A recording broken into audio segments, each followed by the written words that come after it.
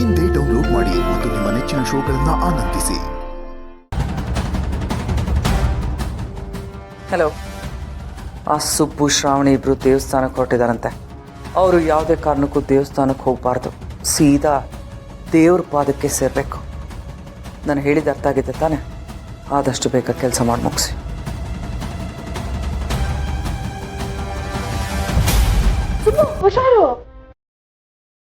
ಗೊತ್ತಾಗಿಲ್ಲ ಮೇಡಮ್, ಹೇಳ್ಬಿಟ್ಟೆ. ಬನ್ನಿ.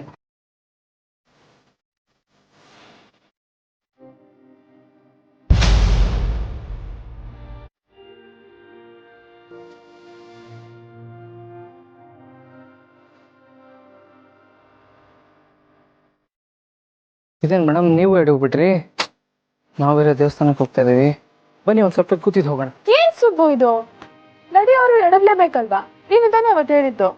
ಅಷ್ಟಕ್ಕೂ ನಾವು ಹೋಗ್ತಿರೋದು ದೇವಸ್ಥಾನಕ್ಕೆ. ಆ ದೇವ್ರೇ ನಮ್ ಜೊತೆ ಇರೋವಾಗ ಕೆಟ್ಟದಾಗಕ್ಕೆ ಹೇಗ್ ಸಾಧ್ಯ ಹೇಳು? ಮೇಡಮ್, ದೇವ್ರು ನಮ್ಮ ಜೊತೆನೇ ಇರ್ತಾನೆ, ಆದ್ರೆ ಶುಭ ಅಂತ ಇರುವಾಗ ಅಶುಭ ಇದ್ದೇ ಇರುತ್ತಲ್ವಾ? ಕೆಲವೊಂದು ನಂಬಿಕೆಗಳನ್ನ ತಾತ್ಸಾರ ಮಾಡಬಾರ್ದು. ಬನ್ನಿ ಕೂತಿದ್ದು ಹೋಗೋಣ. ನೀನೇ ಹೇಳ್ತಿದ್ಯಾ ಶುಭ ಅಶುಭ ಎರಡೂ ಇರುತ್ತೆ ಅಂತ. ನಾವೀಗ ಹೋಗ್ತಿರೋದು ಒಳ್ಳೆ ಕೆಲ್ಸಕ್ಕೆ. ಅದಕ್ಕೋಸ್ಕರ ನಾನು ತುಂಬಾ ದಿನಗಳಿಂದ ಕಾಯ್ತಾ ಇದ್ದೀನಿ.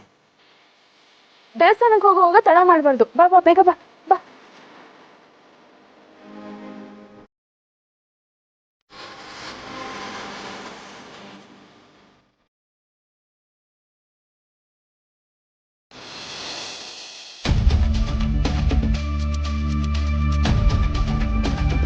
ಯಜಮಾನ್ರಿಗೇನು ನಾವು ಊರಿಗೆ ಹೋಗ್ತೀವಿ ಅಂತ ಹೇಳಾಯ್ತು. ಆದರೆ ಊರಿಗೆ ಹೋದ್ಮೇಲೆ ಅಚ್ಚಯ್ಯ ಮತ್ತೆ ಲಲಿತಾದೇವಿ ಅಮ್ಮವರು ನಮ್ಮ ಬಗ್ಗೆ ಅದೇನು ಅನ್ಕೊಳ್ತಾರೋ ಏನೋ. ಜನ ತೆಪ್ಪಾಗಿ ಮಾತಾಡಿದ್ರು ನನಗೇನು ತೊಂದರೆ ಇಲ್ಲ. ಅಚ್ಚಯ್ಯ ಮತ್ತೆ ಅಮ್ಮವರು ನಮ್ಮ ಬಗ್ಗೆ ಏನು ತೆಪ್ಪಾಗಿ ತಿಳ್ಕೊಳ್ಬಾರ್ದು. ಮಾಧವನವ್ರ ಜೊತೆ ಹೋಗಿ ಆಶೀರ್ವಾದ ತಗೊಂಡ್ರೆ ಅಷ್ಟೇ ಸಾಕು. ಕಮಾಂಡ್ ಯಾರ್, ಮದುವೆಗಿದ್ವೆ ಅಂತೆಲ್ಲ ಹೇಳಿ ನನಗೆ ಹರ್ಟ್ ಮಾಡಬೇಡ. ಅಮ್ಮನ ಮಾತಿಗೆ ಕಟ್ಟಿಬಿದ್ದು ವಿಧಿ ಇಲ್ದಲೆ ಇವಳು ಕುತ್ತಿಗೆ ತಾಳಿ ಕಟ್ಟಿದ್ದೀನಿ ಅಷ್ಟೇ. ಅಷ್ಟಕ್ಕೆ ಇವಳು ನಾನು ಹೆಂಡತಿ ಆಗ್ತಾಳ. ಮನೆ ಕೆಲಸ ಮಾಡೋದಕ್ಕೆ ಒಬ್ಳು ಬೇಕಿತ್ತು. ಮನೆ ಕೆಲಸದವಳು ಮನೆ ಕೆಲಸ ಮಾಡಿಕೊಂಡು ಎಲ್ಲೋ ಮೂಲೆಯಲ್ಲಿ ಬಿದ್ದಿರ್ತಾಳೆ. ಹೇಗಿದ್ರು ನನಗೊಬ್ಳು ಎಕ್ಸ್ಟ್ರಾ ಸರ್ವೆಂಟ್ ಸಿಗ್ದಂಗಾಯ್ತು. ಬೇಬ್, ನಾನು ಎಲ್ಲೇ ಇರಲಿ, ಯಾರನ್ನೇ ಮದುವೆ ಆಗಿರಲಿ, ನಿನ್ನ ಹತ್ರ ಬರೋದು ಮಾತ್ರ ಬಿಡಲ್ಲ. ಬೇಬ್, ಅದೆಲ್ಲ ಬಿಟ್ಟಾಕೋಬೇಕು. ಒಂದೊಳ್ಳೆ ಗೋವಾ ಟ್ರಿಪ್ ಪ್ಲ್ಯಾನ್ ಮಾಡು.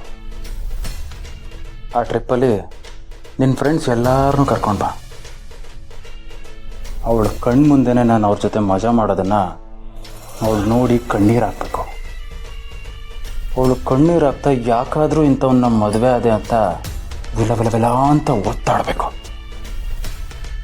ಬೇಕು ಆಮೇಲೆ ಮಾಡಲ?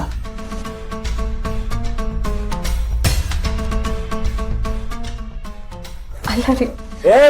ಏನು ರೀ ರೀಗಿ ಅಂದ್ಬಿಟ್ರೆ ಕೊಂದಾಕ್ಬಿಡ್ತೀನಿ. ನೀವು ನನಗೆ ತಾಳಿ ಕಟ್ಟಿರೋ ಗಂಡ, ನೀವಿದನ್ನೆಲ್ಲ ನನಗೆ ಹೊಟ್ಟೆ ಉರ್ಸಕ್ ಮಾಡ್ತಿದ್ದೀರೋ ಅಥವಾ ನನಗೆ ನೋವಾಗ್ಲಿ ಅಂತ ಮಾಡ್ತೀವ್ರೋ ನನಗೆ ಗೊತ್ತಿಲ್ಲ. ಆದ್ರೆ ನೀವು ಹಿಂಗೆಲ್ಲ ಮಾಡೋದ್ರಿಂದ ಹಾಳಾಗೋದು ನಿಮ್ಮ ಹೆಸರು.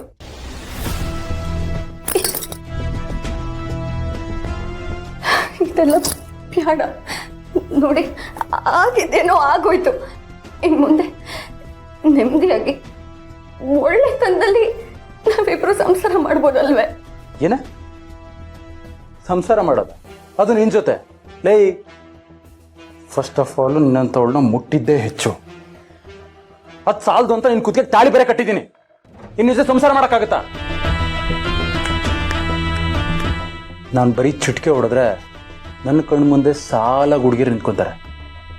ನಾನು ಈಗಲೂ ಮನ್ಸು ಮಾಡಿದ್ರೆ ಪ್ರತಿದಿನ ಒಬ್ಬೊಬ್ಬರ ಜೊತೆ ಮಜಾ ಮಾಡ್ಬೋದು.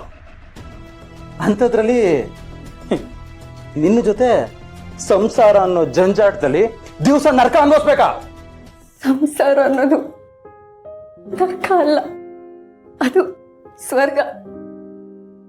ಇವತ್ತು ನಿಮ್ದು ಯಾವ ದುಡ್ಡೈತೆ ಅಂತ ನಿಮ್ಮಿಂದ ಸಾವಿರಾರು ಹುಡುಗಿರ್ ಬರ್ಬೋದು, ಆದ್ರೆ ಒಂದಲ್ಲ ಒಂದಿನ ಅವ್ರು ಯಾರು ನಿಮ್ಮವರಲ್ಲ ಅನ್ನೋ ಸತ್ಯ ನಿಮಗ್ ಗೊತ್ತಾಯ್ತದೆ. ದುಡ್ಡಿದ್ದಾಗ ಎಲ್ರೂ ಹಿಂದೆ ಇರ್ತಾರೆ, ಇಲ್ದೇ ಇದ್ದಾಗ ಹಂಗೆ ಹೊಂಟೋಯ್ತಾರೆ. ನಿಮ್ ಪಿರುತಿಗೋಸ್ಕರ ಕೊನೆ ತನಕ ಕಾಯೋಳು ನಿಮ್ ಹೆಂಡತಿ ಮಾತ್ರ. ಏಯ್, ಏನ್ ಹೆಂಡತಿ ಗಿಣ್ತಿ ಅಂದ್ರೆ ಕುತ್ತಿಗೆ ಇಸ್ಕಿ ಸಾಯ್ಸಾಕ್ಬಿಡ್ತೀನಿ. ಓ, ಇನ್ನು ಕುತ್ತಿಗೆ ಇಸ್ಕಿ ಸಾಯ್ಸಕ್ಕಾಗಲ್ಲ ಅಲ್ವಾ? ಯಾಕಂದ್ರೆ ನಿನ್ನ ಹಿಂದೆ ತುಂಬಾನೇ ದೊಡ್ಡ ಮನುಷ್ಯರಿದ್ದಾರೆ. ಅದೇ ನಿನ್ ಮುಂದೆ ಇದ್ದಾರೆ ಅಂತ ಅನ್ಕೊಂಡು ಎಗರಾಡ್ತಿದ್ಯಲ್ಲ ಸುಬ್ಬು ಶ್ರಾವಣಿ, ಏನೋ ಸೀಮೆಗಿಲ್ದಿರೋ ರೂಲ್ಸ್ ಹಾಕ್ಬಿಟ್ಟಿದ್ದಾರೆ. ನಿನಗೆ ಕೈ ಮಾಡಬಾರ್ದು, ನಿನ್ನ ಮುಟ್ಟಬಾರ್ದು, ನಿನಗೆ ಹೊಡಿಬಾರ್ದು ಅಂತ. ಸಾವಿತ್ರಿ, ನಾನು ನಿನಗೆ ಹೊಡಿಯಲ್ಲ. ನಾನು ನಡ್ಕೊಳ್ಳೋ ರೀತಿಯಿಂದನೇ ನಿನಗೆ ಹೊಡೆಯೋದಕ್ಕಿಂತ ಜಾಸ್ತಿ ನೋವಾಗ್ತದೆ. ನಾನು ಆಡೋ ಆಟಗಳು ನೋಡಿ ನೀನು ಸಂಕಟ ಪಡಬೇಕು.